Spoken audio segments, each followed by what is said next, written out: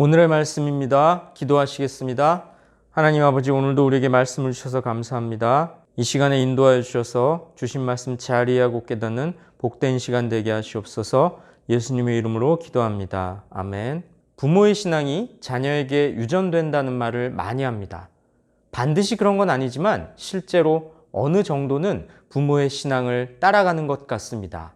그런데 부모의 신앙이 아무리 좋아도 자녀를 건질 수 없다는 내용이 성경에 있습니다. 인자야, 가령 어떤 나라가 불법을 행하여 내게 범죄함으로 내가 손을 그 위에 펴서 그 의지하는 양식을 끊어 기근을 내려 사람과 짐승을 그 나라에서 끊는다 하자. 비록 노아, 다니엘, 욥 이 세 사람이 거기에 있을지라도 그들은 자기의 공의로 자기의 생명만 건지리라. 나 주 여호와의 말이니라. 노아는 방주를 만든 자입니다. 하나님의 명령대로 했던 거죠. 아마 주변 사람들의 조롱을 들었을 겁니다. 다니엘은 왕 이외에 다른 이에게 기도를 하면 사자굴에 던져 넣어버리겠다는 왕의 칙령이 있었음에도 불구하고 하루 3번 여호와께 기도하는 자였습니다. 욥은 흠없고 정직했으며 하나님을 사랑하고 악을 미워했습니다. 이렇게 노아, 다니엘, 욥 이 세 사람은 의로운 자들이었습니다. 그런데 이스라엘의 죄악이 너무나 커서 하나님께서 진노하실 때에는 이 세 사람이 있음에도 불구하고 그 나라는 구원받지 못할 거라고 하십니다. 노아, 다니엘, 욥 이렇게 의로운 세 사람이 설령 동시대에 한 곳에 살고 있고 이 세 사람의 의로움이 다 합쳐진다고 하더라도 이 셋만 구원받지 그 나라는 구원받지 못한다는 겁니다. 심지어 그들의 자녀조차 구원받지 못한다는 거죠. 이게 무슨 말씀일까요? 그 정도로 하나님께서 이스라엘을 엄중하게 심판하시겠다는 겁니다. 이스라엘의 죄악이 그 정도로 관영했다는 거죠. 대체 어떤 죄를 지었기 때문일까요? 이스라엘 장로 두어 사람이 나와 내 앞에 앉으니 여호와의 말씀이 내게 임하여 이르시되 인자야, 이 사람들이 자기 우상을 마음에 들이며 죄악의 걸림돌을 자기 앞에 두었으니 그들이 내게 묻기를 내가 조금인들 용납하랴. 백성들을 올바르게 지도해야 할 장로들이 우상을 섬겼습니다. 죄를 짓고 넘어지게 하는 걸림돌을 자기들 앞에 두었던 거죠. 그런데도 선지자를 찾아서 하나님의 뜻을 묻습니다. 우상 숭배란 하나님께서 제일 가증스러워 하시는 죄악이었습니다. 그런데도 그들은 뻔뻔스럽게 선지자를 찾아와서 문제의 해결책을 구합니다. 하나님과 우상 사이에서 양다리를 걸친 거죠.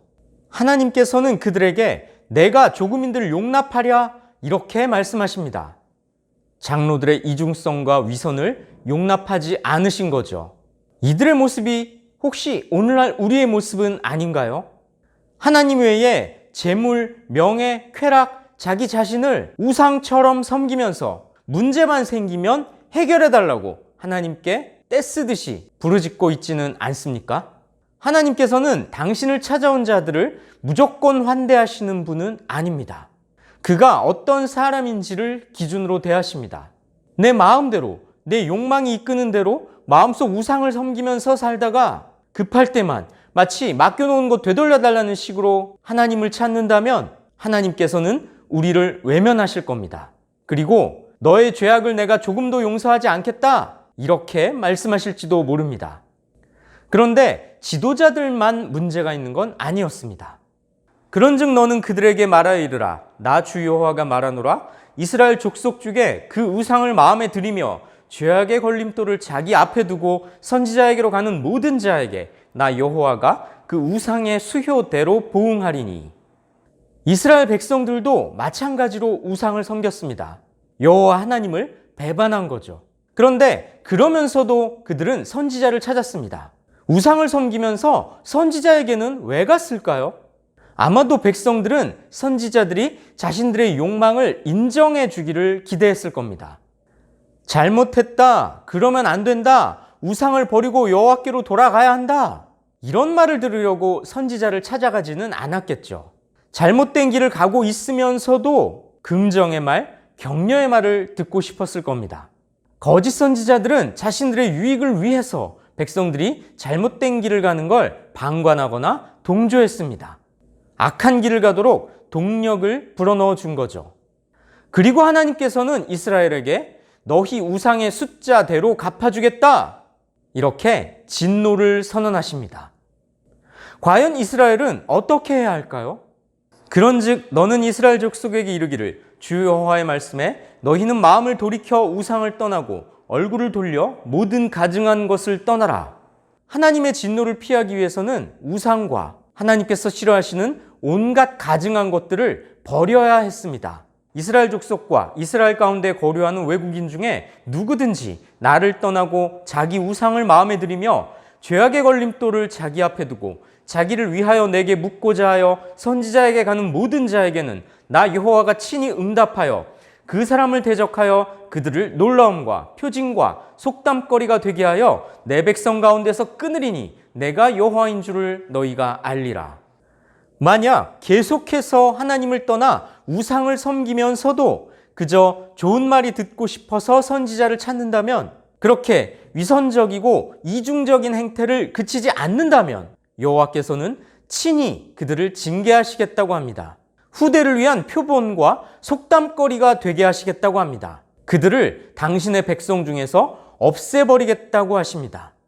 하나님을 기만했기 때문이죠. 오늘날 기독교인들은 참 많이 예배하고 기도합니다.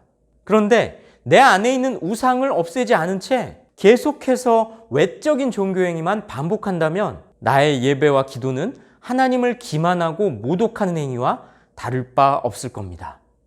선지자의 죄악과 그에게 묻는 자의 죄악이 같은즉 각각 자기의 죄악을 담당하리니, 하나님을 떠나 우상을 섬기면서도 축복의 말씀이 듣고 싶어서 선지자에게 묻는다면 거짓 선지자와 묻는 백성 모두를 함께 심판하실 겁니다. 악한 지도자는 물론 악한 지도자를 따르는 어리석은 자들에게도 똑같이 죄악을 물으실 겁니다. 성도 여러분, 하나님도 섬기고 우상도 섬기고 하나님을 사랑한다고 하면서 세상도 사랑하는 지독한 모순덩어리이면서 신앙인이라고 착각하며 살고 있지는 않습니까?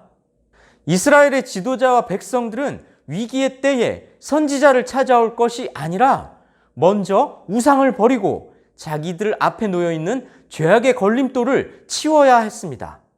자기 욕망을 포기하지 않으면서 죄악의 길을 떠나지 않으면서 뻔뻔스럽게 하나님의 뜻을 구하겠다고 나온다면 우리 하나님께서는 각자의 죄에 따라 철저하게 보응하실 겁니다. 설령 내 이웃 중에 노아가, 다니엘이, 욥이 있더라도 그들 덕분에 내가 무사하는 일은 없습니다. 하나님 외에 우상을 섬기면서 구원받을 길은 없습니다. 여호와께서는 분명히 마음을 돌이켜 우상을 떠나고 얼굴을 돌려 모든 가증한 것을 떠나는 이에게 그들의 하나님이 되어주시고 자기 백성으로 삼아주겠다고 말씀하십니다. 이 말씀을 마음에 새기시고 내 안에 있는 우상을 버리시기를, 여호와께로 돌아오는 자에게 부어주실 참 평안을 누리시기를 주님의 이름으로 축복하고 권면합니다. 기도하겠습니다. 하나님 아버지, 오늘도 우리에게 말씀을 통해 가르쳐 주시니 감사합니다. 이 말씀을 마음에 새기어 세상도 섬기고 하나님도 섬기면서 세상과 하나님 사이에서 양다리를 걸치다가 급할 때만 하나님을 찾았던 이스라엘처럼 어리석고 뻔뻔한 백성들이 되지 않도록 하나님만 사랑하고 섬기는 참 백성으로 살아갈 수 있도록 우리를 붙잡아 주시고 인도하여 주시옵소서. 예수님의 이름으로 기도합니다. 아멘.